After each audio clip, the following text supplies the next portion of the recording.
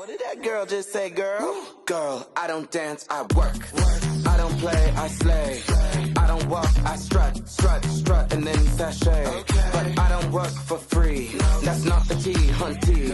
So make it rain on me, and I might let you see. What you gonna let them see? My nails, hair, hips, heels, nails, hair, hips, heels, nails, hair, hips, heels, nails, hair, hips, heels. My nails, hair, hips, heels, nails, hair, hips, heels, nails, hair, hips, heels, nails, hair, hips, heels. Head, shoulders, knees, toes, don't know these hoes. Face, lips, eyes, nose, camera, click, we pose. Beat, mug, limp, wrist, VIP list. Wave, wave, blow a kiss. I'm that bitch, sis. Left, right, left with a spin, bitch. Where's my sash and crown? Cause I win, bitch. I'm so fab, I'm gone with the wind, bitch. Y'all 6, 7, 8, 9s, I'm a 10, bitch. Girl, what did that girl just say? What is pussy poppin', you beautiful humans? My name is Ariane Andrew.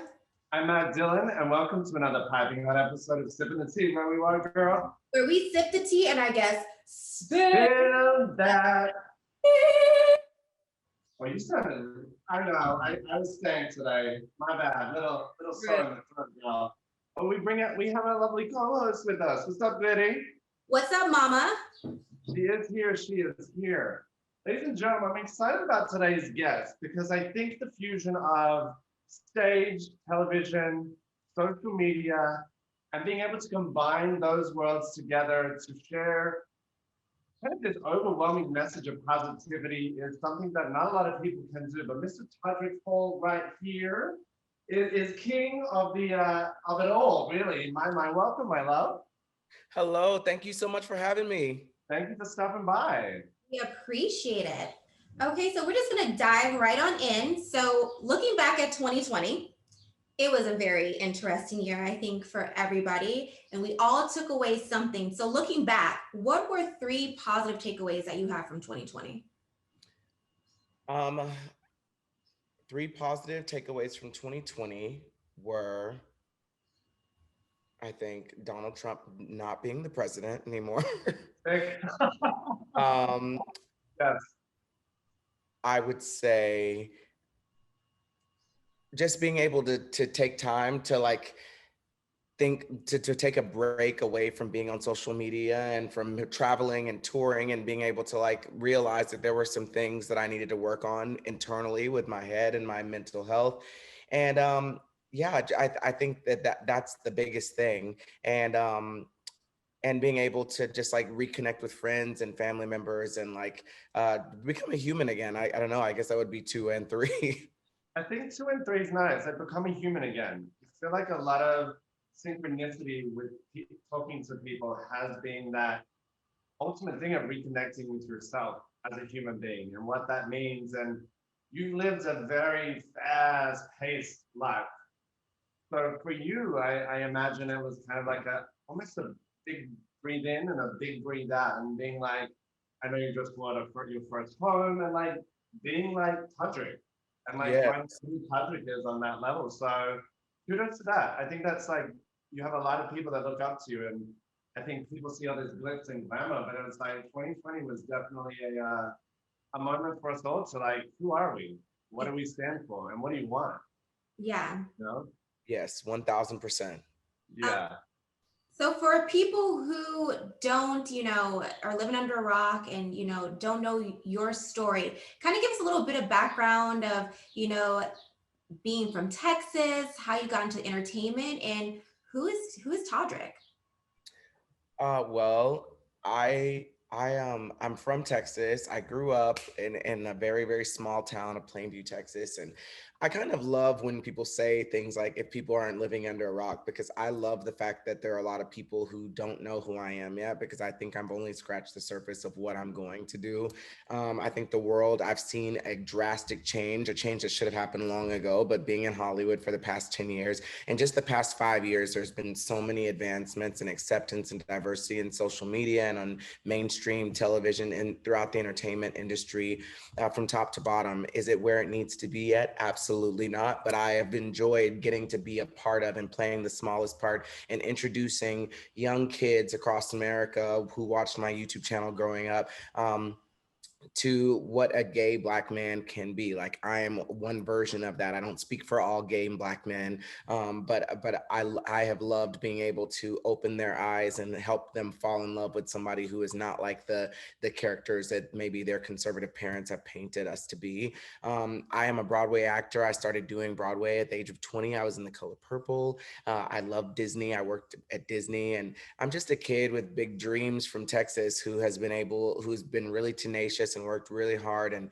been able to like do some incredible things like choreograph for Beyonce and make a YouTube channel that now has over 800 million views, and been able to be in 5 Broadway musicals, and which is the thing I'm the most proud of because at the end of the day, like theater is my number one passion.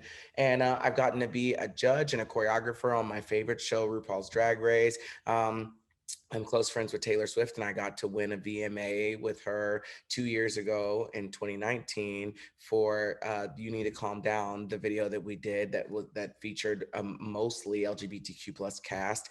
It was a really awesome opportunity, and Taylor was sweet enough to give me an executive producer credit, which I won my VMA for. Those are kind of like the bullet points of the things that I feel if someone didn't know about me, that they would want to know. Okay. This is somebody that I have to say, like speaking to you and hearing you talk, that's like somebody's life resume. If that was a lot of people like it is, they're like, holy shit, like, oh, tick, tick, tick, tick, tick, I'm good. But I love that you were like open, being like, you just kind of like scratch that little surface and probably what's deep within your soul of what you want to contribute to the world.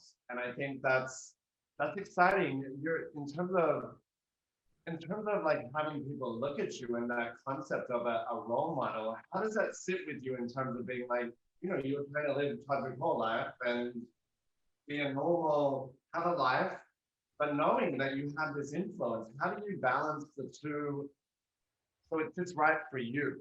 Because it's like this role model thing just kind of gets thrown certain people's way, and it's an interesting dichotomy.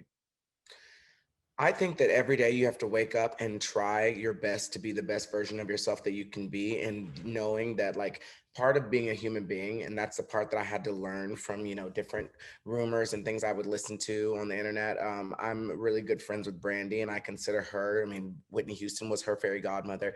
I consider myself to have two fairy godmothers, RuPaul Charles and Brandy Norwood, are my two favorite people that every time I'm with them, they give me the best therapy sessions you could ever have. And those therapy sessions, even though they're few and far between, they last for years. And Brandy said to me once, don't ever let someone on the internet that you don't know convince you of something about yourself that you know not to be true.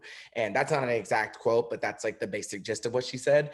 And I think that that has been really, really helpful for me because I am a human being. I am emotional sometimes. And I do think that like there are moments where I have to just learn and grow. And I am thankful that I've been able to do that on the internet, even though sometimes the internet can be very brutal and very evil, but it also can hold you accountable for things that you need to do. And the weird thing is the world is ever changing and evolving. We could say something on this interview today that a year from now might come back to haunt us because that is now no longer politically correct. But you have to know that when you said it, your intentions were pure and in the best of places. And I think that's what I've learned because I absolutely love being a role model. I love kids. I love not even just kids. You can be a role model for people who are older than you, which I never realized that that was the case. I've heard so many kids say that me being brave enough as a gay black man to wear heels and do things that are androgynous and be the leader of these groups and in videos like Nails, Hair, Hips, Heels that I did, um, it has been very, very eye-opening for them and has given them confidence, even people who are 20, 30 years older than I am. And I don't know, I just think that's the most beautiful thing. A lot of people want to be artists or they want to be famous. They really want to have a verified check, but they have no reason or desire of anything that they're going to do with that verified check or with that platform. And for me, I'm like, I want to change the world. I want to be such a trailblazer that a young kid that looks like me or just feels different doesn't have to feel like they can't go out and chase their dreams because of who they are, who they love, or what they identify as. Because I just think that the world is changing so quickly, and that's not the case. So I'm so happy to be a part of being on the right side of history where that is concerned. Wow. Like the word impact seems to be like the motto for what you do. Like, no matter how big, small. I said this when Carmi and you met, and I was like, "What's he like?" Because I want to know, is he like what I? She was like, "He's everything that you would think he would be, plus more." So it's like it's Oh, nice to see something that I love and that Ari and I are close to. Really kind of get that feedback of like, because you're somebody as a 38-year-old white gay male that goes through my own shit that I'm like, damn, Todrick can do this, Todrick can do that. But I'm finding my lanes and things. So yeah, I don't think a role model needs to be for a child, a kid, a young, it can be for whatever, just living in your truth as much as possible and kind of learning when when things skew the wrong way, you pick up and you learn because life ain't a perfect like thing. It's a roller coaster of some shit sometimes. There is. And speaking of roller coaster, just because, being in entertainment is a very difficult field to be in because there's no guarantee. You can put in so much time, or what people say is, okay, overnight success. And you're like, oh, did you see that 10 years? Or did you see that blood, sweat, and tears that I, went through? So for someone like you who's so inspiring, that is creating a mark and a legacy on this earth, those moments that you probably have hit like a plateau, like how do you get through those moments? Because a lot of people could look and be like, oh, you know what? Todrick never goes through anything, but we all do. So how do you get past those moments where you feel like I'm ready to get to the next level and I haven't, or "Ugh, I don't feel motivated today." Like you've hit that like plateau or that moment. I think that there is a reason why you see the greatest people of all time, like you find out later in their documentaries and their memoirs that they're like sad or depressed, or they die really sad deaths or whatever. I think that you have to have a really good sense of self and be surrounded by so many great people, because this business will bring you up, lift you up, chew you out, and spit you down.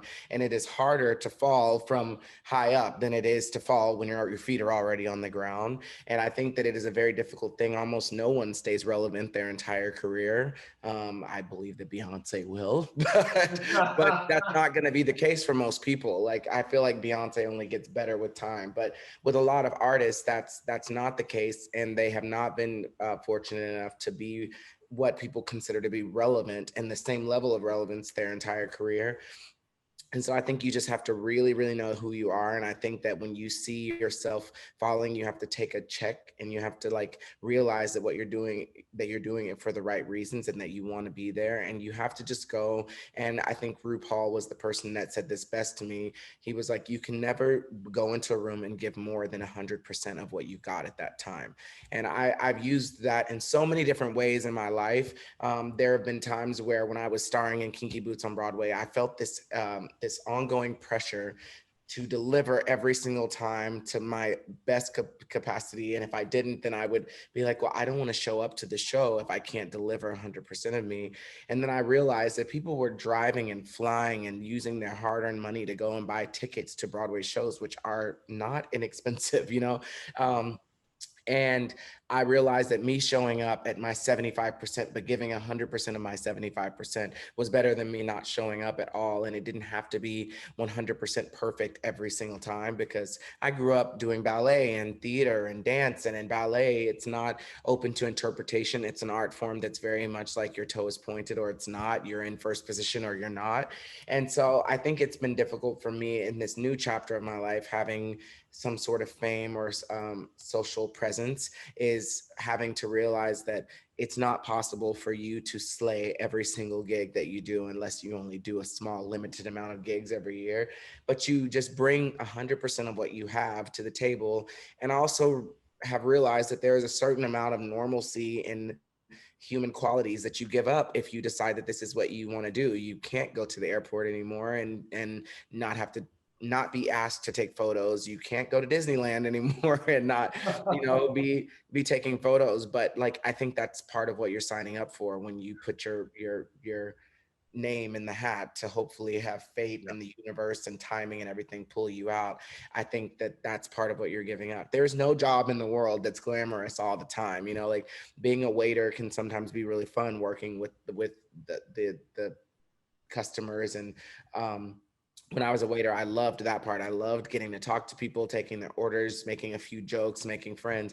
But at the end of the night, when all was said and done, I had to like refill ketchup bottles and like wipe down tables and Finger. do things I did not want to do. And I was like, Yeah. I just don't like this part of it. And I think that right now, sometimes having to be accessible and having to deal with certain aspects or certain people that you don't really like is just part of the game. So, and it's part of what you sign up for. So when I'm in those moments, I think of those ketchup bottles and those salt and pepper shakers that I was like refilling, and I'm like, okay, this is just that's Levity. that part of it, you know. Yeah. Yeah. I really appreciate you saying that though, like just showing up. Every person that I feel like that's had some major success in life always says you're not going to always be 100, but as long as you just show up, because you're not going to always be able to give it your all. So thank you This for is another thing I really want to say. I've never said this before, and this is a very unpopular opinion, but I have tried my hardest to, there are shows that I grew up, and I'm not going to say the names of these shows, but there are shows that inspired me and are the reasons why I wanted to be a performer. And every now and then they decide they're going to do a reunion. And it's always one person, and whatever the big franchise is, that's just like, I have so much trauma from that show, and I'm so scarred from that show that I can't go back. And it prevents the team from being able to really deliver something to say thank you to the fans that changed their lives. And I think that if you look at this industry as a job, because we are artists, but this is also a job, it's a gig, and there's no job in the world that you're going to like every day. And so I always get so disappointed in those situations. And again, I don't know those people, but I just feel like there's not a human being in the world, and there are definitely human beings that I don't like and I would not want to be in rooms with. But for my fans and for the people who have given me the opportunity to share my art with the world, there's nobody that I wouldn't go into a room with and be cordial and be able to work with them if we were once on a team. And I think that that is like that took some growth for me to get there personally. But I wish that more people would do that, because I just feel like it's so sad when our ego gets involved, and like, people always all the time. I mean, everybody has someone that they work with that they don't particularly like, but you don't just get to not show up to work and not, you know what I mean? These people are the reasons why you have your name, and your fans are the reason why you are able to live the lifestyle that you live. And so I just think that that's one of those things that for me has helped me separate it, like, no one wants to wear their McDonald's uniform. That's not like their ideal outfit of choice, but you wear it because it's your job to do that. And so that's what has also helped me, just being able to separate who I am as a human versus who I am as a business and a franchise. I like thank you that. for That spilling that. perspective is like, I think that's good business advice for a lot of people, though. And I Yeah. think that's like something, like maybe even life advice, honestly, to be honest. I want to talk about the musical side of you and House Party 1, 2, 3, and the creation of what I think is like the collabs on these albums, the bringing in people that you would not expect. Tiffany Haddish, all of these people. I'm like, holy, this Todrick's like book hunting is something else. I'm like, don't you lose that like book?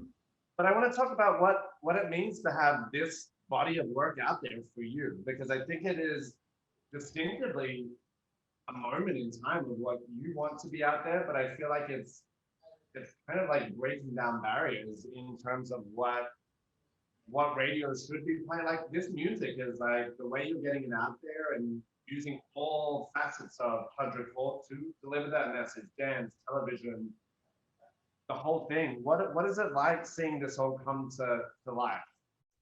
It's incredible for me to be able to have found success in doing something that's unconventional. I'm always terrified. I have this air about me that I guess is my poker face, like my Sasha Fierce, if may she rest in peace, because Beyonce killed her. But like I have that persona that I tap into, and people are oftentimes, when they meet me, they're like, wow, this is not what I expected you to be at all. And I think that me putting those things out, I'm always mortified. I know I never believe in the things that I'm doing, and I go out and I like strut my stuff like I'm so confident with it. But the truth is, I'm always mortified, because it's just such a scary thing to do something that not a lot of people are doing, and that you're kind of like creating a lane for yourself. Like, creating your own lane is scary, and it's always scary. I'm putting out a new album very, very soon. and I'm terrified every day. I wake up and I'm like, this is the worst thing I've ever created. And but then when people fall in love with it, it feels like extremely rewarding, not just because they liked it, but because you did something that was not safe. And I've tried to never do things that were safe. From the first video I did singing at McDonald's when no one had done that before that I knew of, like putting a video of me singing there, or going and illegally doing a flash mob at Target to promote Beyonce's album because I loved it that much. Um, or doing parodies of Disney before, people knew if that was going to be like a lawsuit waiting to happen. I was never afraid to do those things. And now I'm working with Disney and writing their parades and their fireworks shows. And it's just been really, really incredible to go from being somebody who knew no one to making videos for Beyonce and then becoming one of her choreographers and making shout outs to Taylor Swift and becoming one of her closest friends after that. And it's just been really, really incredible. It feels like a dream come true. I can't even express to you how surreal my life feels, and the fact that people want to interview me and have questions about something that I think, or what I have to say about something, is honestly very like, I don't want to say the word shocking, but it just feels strange because I never thought that I would be in this position. I was going to be absolutely grateful to be a dancer in the ensemble of one Broadway show, which was what I thought was going to be the peak of my success. So I'm just down for the ride. I love what I do. There's nothing in the world that can make me not want to get up every single day and sing and dance and perform. I love it so much. And the fact that I get to change and touch people's lives and meet people. And I grew up so incredibly poor and never thought I would, like even get to fly on an airplane. And the fact that I have sold out concerts in countries that I would have never been able to go to, or that I could not for $1 million like find for you on a globe, is it's just really honestly incredible. And I'm just so grateful. And I'm so grateful for every single day that I get to do what I get to do. And this is the young man that Carmi told me about. He Yeah. knows the pizzazz in that, but it's this person here that is that if I was wearing a hat, I'd take it off because that's what impressed me about you. And Montana Tucker said that you're a solid human being too. Oh, All thank right. you. That's so We, we, sweet. we like this. I like the vibe. The vibe is good. It's so dope. Yeah, I mean, like having you on here because you can see someone on social media, but it's so different when you're like actually having this one-on-one conversation. Like, I mean, you really are truly an inspiration. So, I mean, kudos to you for like everything that you're doing and for like what's next and for what the future lies.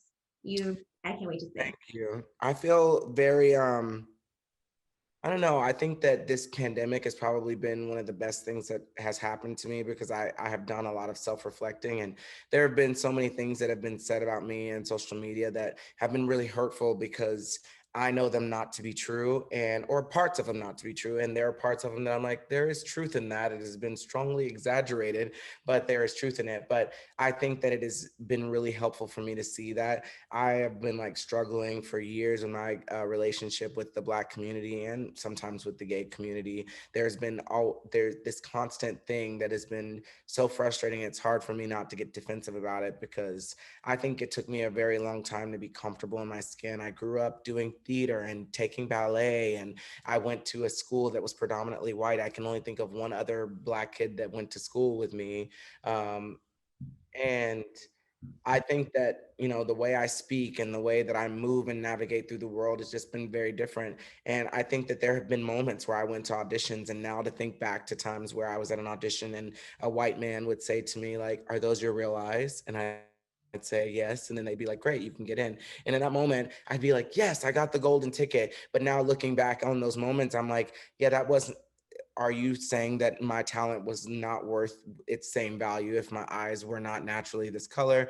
And I realized that there are a ton of jobs that I went to and they were looking for one token Black person. And maybe because of my eye color more than my talent at that time, I might have gotten the role. And now I find that to be so extremely like hurtful. But I also like, I don't think that when I get these negative critiques and criticisms from my own community, because as a gay Black man, I've never gotten as harsh of criticisms from any group other than Black people and gay people. And sometimes it is really, really heartbreaking because I have spent so much time like trying to make sure that I represent for my race and my sexual orientation and my LGBTQ plus community more than anything. And so it's the things that I'm the most passionate about. Like I wrote and created Forbidden, and I spent so much money that frankly I didn't really have to spend at that moment, but it was so important for me to like create art that showed white people maybe for a second and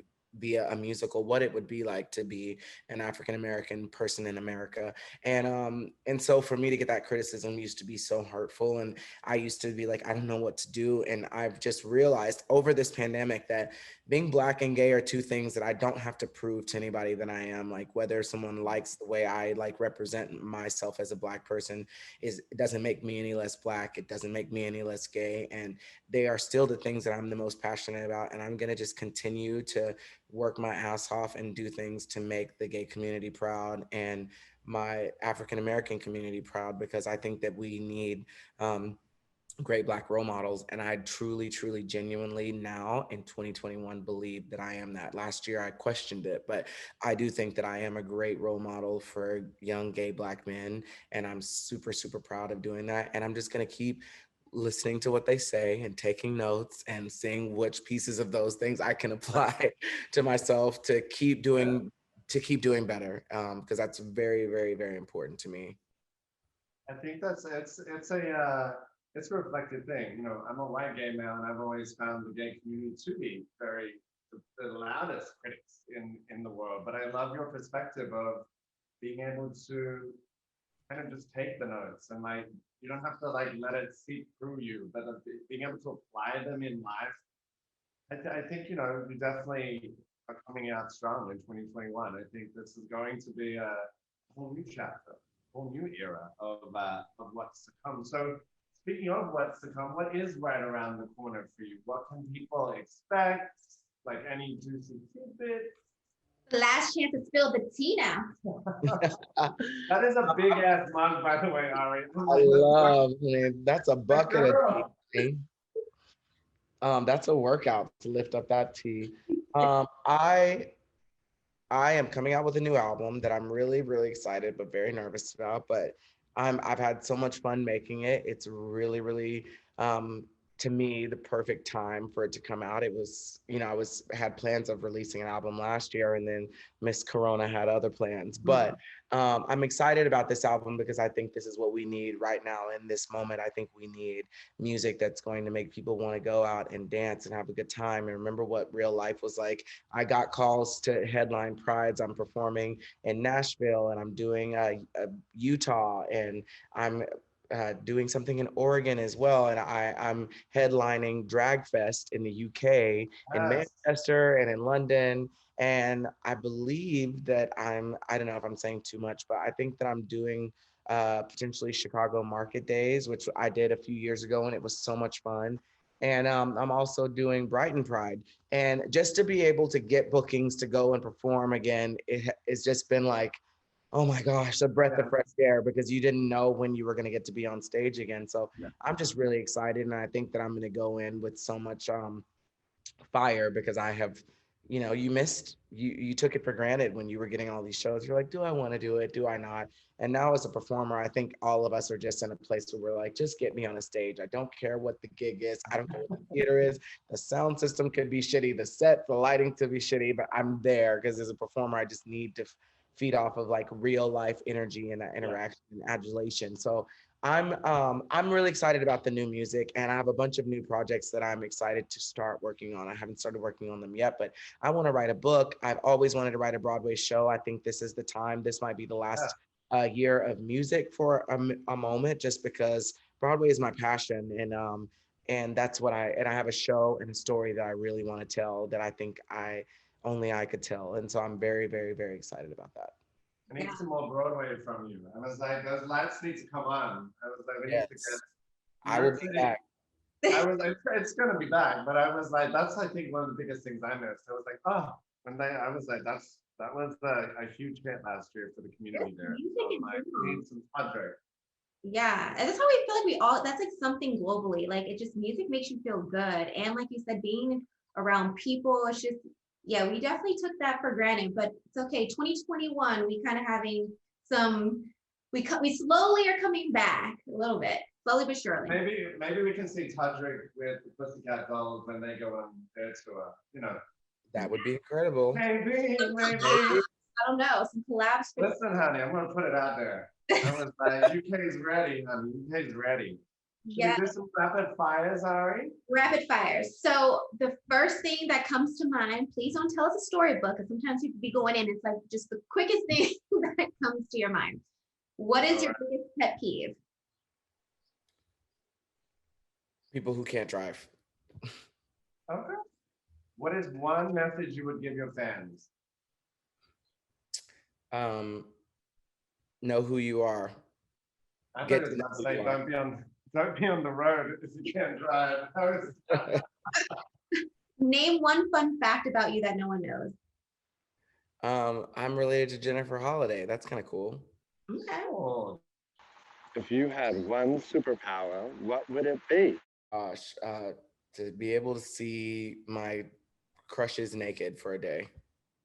Which Oh. that might not be appropriate, but Oh. Well, with that being said, who is your celebrity crush? exactly. I have Let's follow it on. 3 crushes, I would say, and I don't even know how old this person is, so if they're underage, don't say it. But Noah Beck, gorgeous. I have a crush on Ahura from RuPaul's Drag Race UK and Taste from RuPaul's Drag Race UK. Those are the first people that come to mind because I'm watching that show right now. Okay. There we go. That is that, Ari. So you want to take us out, girl? Yes. So, I mean, even though you said it's okay if people are living under a rock, but we want to go ahead and let you go ahead and spill the tea, let everybody know where they can follow you at, follow your, get your music, stream it, the whole 9, spill the tea. Yeah, well, the lucky thing about my mom being so creative is there's not a lot of Todricks out there. So if you search Todrick, Tod, just 1D, Rick, you can find me on Instagram. I'm on TikTok now because that's what the kids are doing. And my YouTube channel, subscribe to my YouTube channel so you can find out everything about me, and my new music comes out in time for Gay Pride Month this summer. Yes, honey. All right, Mr. Matt Dillon, where can everybody follow you at?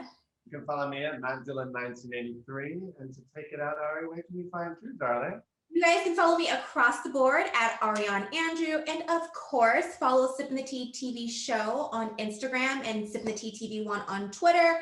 Of course, if you are watching this, subscribe, like, comment, share. And for our audio listeners, make sure you stream us, and we will catch you guys same time, same place of another episode of Sippin' the Tea TV show. Girl, what did that girl just say, girl? Girl, I don't dance, I work. I don't play, I slay. I don't walk, I strut, and then sashay. But I don't work for free. That's not the tea, hunty. So make it rain on me, and I might let you see. My nails, hair, hips, heels, nails,